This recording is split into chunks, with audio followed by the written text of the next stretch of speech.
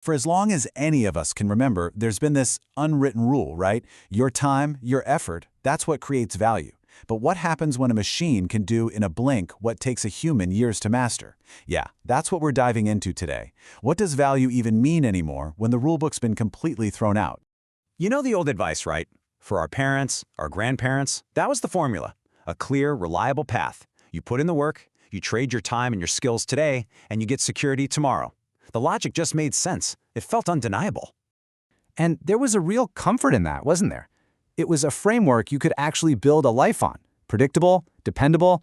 It felt less like some abstract economic theory and more like, I don't know, a law of physics or something. But here's the thing. That's exactly where we're at right now, standing right on the edge. What happens when that fundamental law just breaks?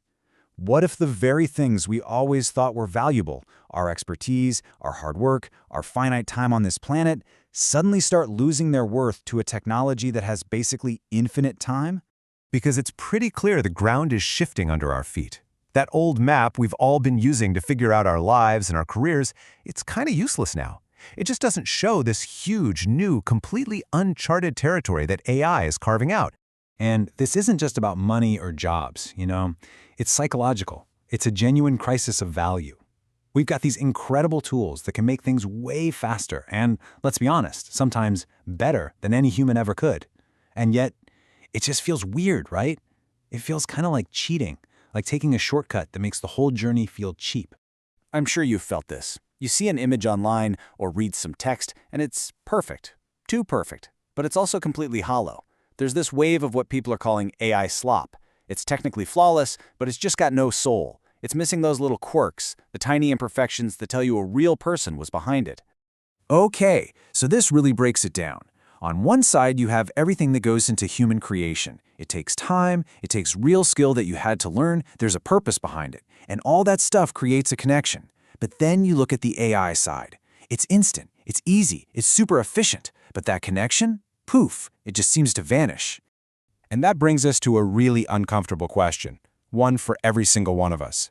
Why would you spend 10 years of your life mastering something, photography, writing, coding, you name it, if a machine can get you 99% of the way there in 10 seconds? I mean, seriously, where are we supposed to put our energy now? And this is the absolute key to it all, our gut reaction. That's skepticism. It's not really about how good the final thing is. It's about the fact that there was no human process.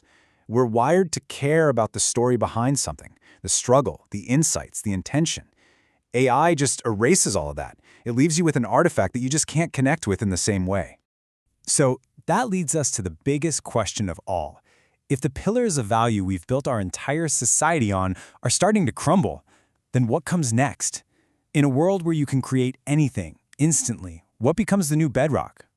Well, think about it. When content becomes infinite and skill becomes something you can just replicate, what's the one thing that becomes incredibly scarce? And because it's scarce, it becomes incredibly valuable. Yeah. The new currency is trust. Simple as that. We're swimming in an ocean of AI-generated everything.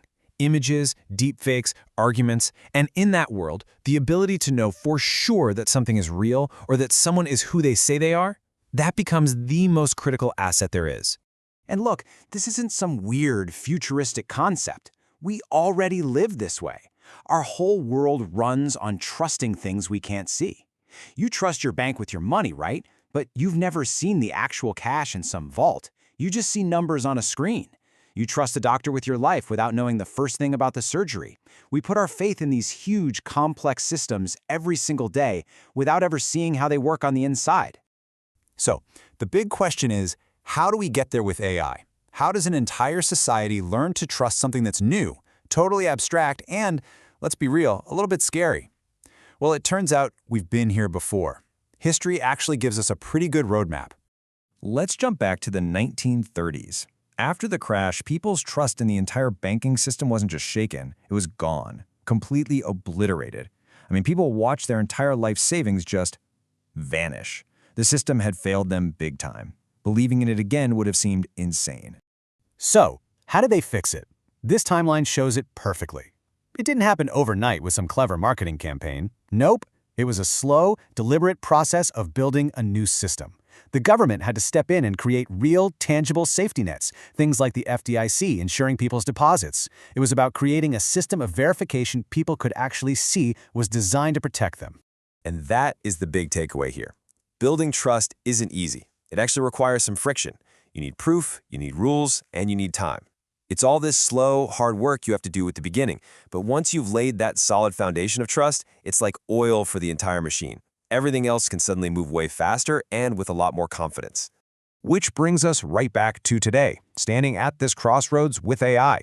If we want that amazing, super efficient future it promises, we have to do that same slow, hard work first. We have to build a new system of trust. And that means we have to ask ourselves some tough questions about what we're willing to trade for it. What's going to be our FDIC for AI? First up, the big trade-off, control versus convenience. We get all this incredible stuff that makes life easier, but in return, we have to let go of the steering wheel. Are we actually okay with that? Next question, privacy versus efficiency. For these AI systems to get smarter, they need our data. A lot of it. That's the price of admission. It's a direct trade. Are we willing to pay it? And finally, this is the real philosophical gut check. Are we willing to accept decisions from a black box, an algorithm, where we have no idea how it reached its conclusion, simply because it leads to better results? I mean, that is the ultimate leap of faith into a system we can't see. So in the end, maybe the biggest project of our time isn't building the AI itself. Maybe it's designing the human systems around it, the social rules, the regulations that allow us to actually trust it.